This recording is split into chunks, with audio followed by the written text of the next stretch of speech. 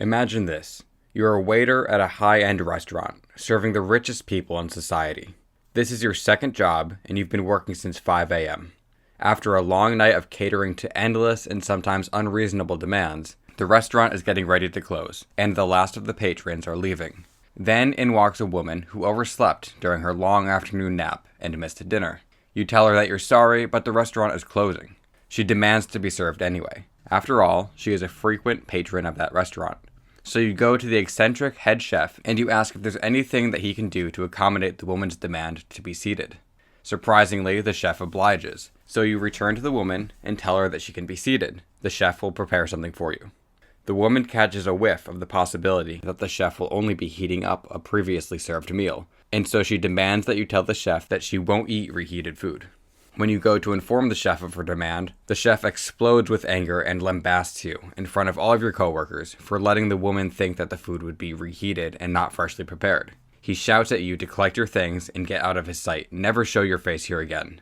But this restaurant is actually on a ship, and the ship is in the middle of the North Atlantic Ocean, and you wonder if the head chef expects you to jump overboard and swim home.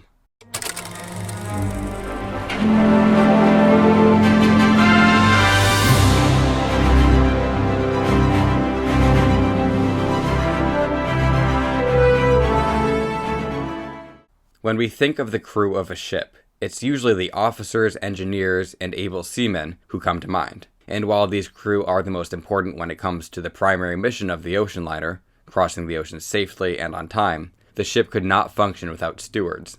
Stewards kept the day-to-day operations of the ship going. They were responsible for a wide variety of critical functions of an ocean liner. These include serving meals, attending to passengers and crew, maintaining sanitation, and so on. As such, there were various types of stewards on board an ocean liner. Each of these positions brought with them their own challenges, benefits, and experiences. Some steward positions might be more desirable and prestigious than others, as were steward positions on one ship versus another. In this video, we'll talk about the different aspects of life as a steward on an Edwardian-era ocean liner. While steward roles varied significantly, there was one constant: long, grueling hours. 16 hours or more a day was typical, allowing, quite literally, just enough time to sleep. The day of a saloon steward might begin at 5 in the morning, when he would report to the dining saloon to which he was assigned. For a jump start, he'd quickly scarf down a cup of coffee and some bread, and then begin his work preparing the dining saloon for the wave of passengers who, in a few hours, would be arriving for breakfast. There was much preparation to be done first, such as setting tables and cleaning. And when the passengers sat down, the stewards would have to disguise their frantic labor behind a mask of proper and gentlemanly service, despite the work being perhaps even busier. The stewards would eat the same food as the passengers, even the first-class meals, but they would do so hurriedly and without any leisure. This meal, the first proper meal of the day, would be in the late morning, some 5 or so hours after they woke up, and would be taken standing up in some out-of-sight place, like in a pantry. Then, cleaning and preparing for the next meal would immediately begin. For saloon stewards, this cycle would repeat all the way through dinner into the late night. Bedroom and cabin stewards might get to start their days a little bit later, since most passengers would be asleep in their cabins in the wee hours of the morning. But their work was no less demanding and also continued late into the night. These stewards would have even more interaction with passengers, and those interactions were often more intimate. This might not sound like a negative for those of you who might be extroverted or good with people, but caring for these passengers, especially those in first class, was a demanding job, even when passengers weren't making unreasonable requests. Catering to the every whim of wealthy and aloof passengers could be a soul-crushing or even demeaning responsibility. Passengers would often not treat stewards as human. It might not be due strictly to contempt for the working class, although sometimes it was, but simply a matter of seeing stewards as cogs in a system that was there to serve them. In a sense, many passengers thought of stewards as part of the ship itself. One stewardess, Jessop, who survived the sinking of Titanic, recalls a time when her thumb was severely infected. She had been unable to sleep for a week due to the pain, so she went to the ship's doctor. The doctor lanced Violet's thumb, which is to make an incision and drain the fluid. In even more pain from the procedure, Violet tried to maintain her composure as she retreated to her cabin, but was stopped by a woman in the dining saloon. The woman noticed Violet's thumb and made a callous comment about it, but barely waited for Violet's response before ordering her to fetch her a glass of brandy. Violet Jessop notes repeatedly in her memoirs that American passengers, although sometimes even more demanding than passengers of other nationalities, treated stewards such as herself like people rather than just a means to get what they wanted. She also notes that Americans tended to give more generous or even extravagant tips. But not all stewards had frequent interactions with the passengers, as the saloon, cabin, and deck stewards did. Stewards in other positions would be assigned to areas of the ship like pantries, galleys, and storerooms. This work was certainly demanding and the hours just as long, but stewards attending to the more behind-the-scenes duties were largely protected from the harsh scrutiny and ceaseless demands of passengers. This peace of mind came at a cost, though, because distance from passengers also meant that there were no tips to be earned. See, the wages paid to stewards by the shipping companies were quite modest, to put it politely. The exact compensation depended on many factors, of course, like the company, position, ship, route, etc., but the pay for rank-and-file stewards was consistently low. For example, around the turn of the 20th century, a steward with the American line would be paid $15 per month. Meals and accommodations were included, but stewards still had expenses while on board. They were generally required to buy their own uniforms and pay to have them cleaned, for example.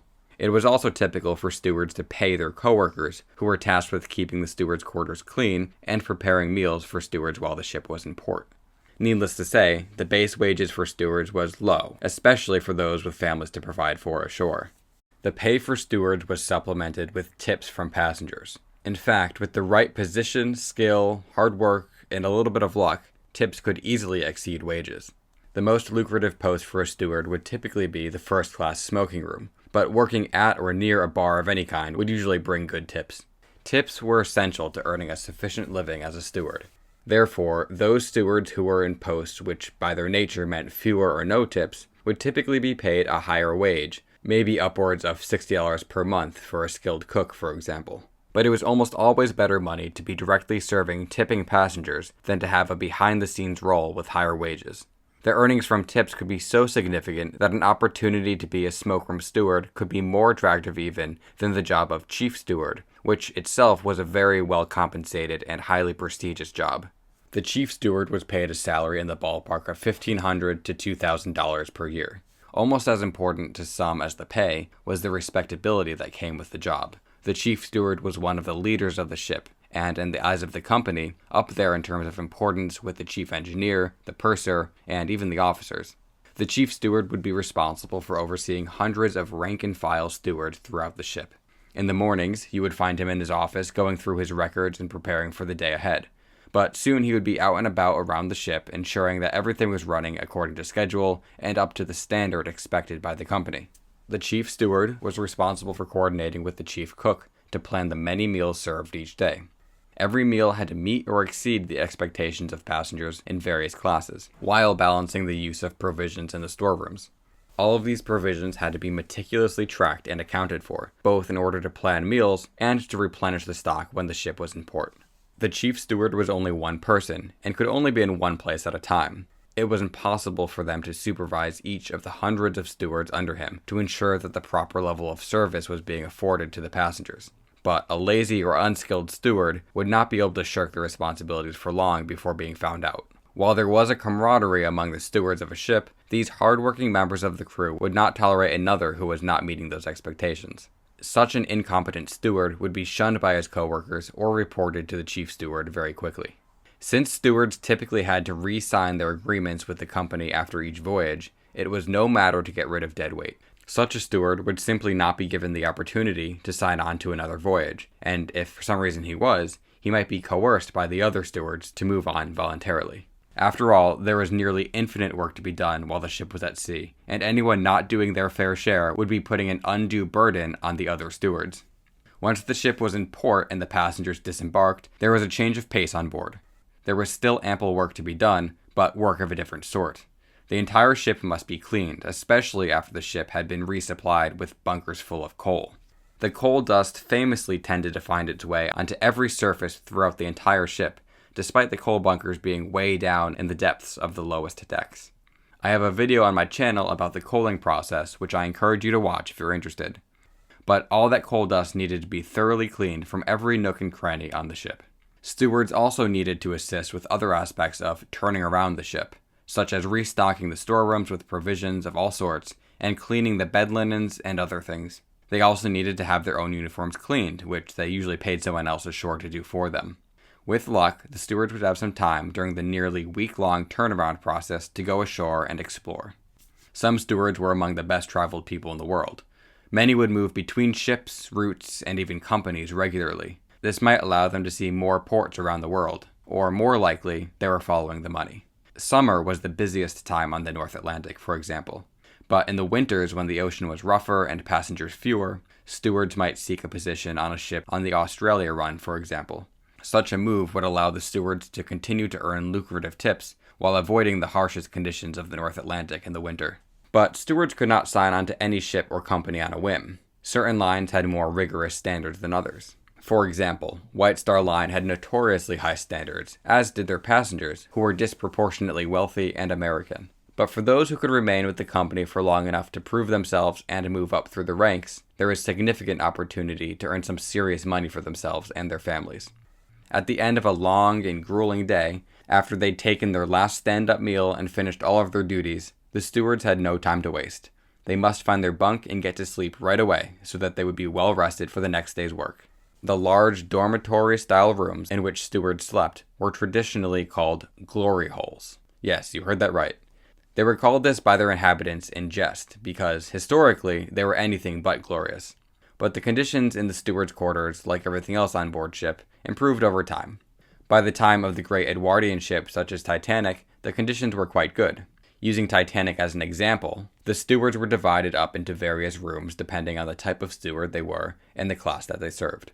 I could go on with anecdotes from stewards about their lives at sea, but I think this video gives you a good idea of what it meant to be a steward aboard an Edwardian-era ocean liner. And hopefully you have a better appreciation for the hard work it took, sometimes by hundreds of stewards, to make ocean liner travel comfortable for paying passengers.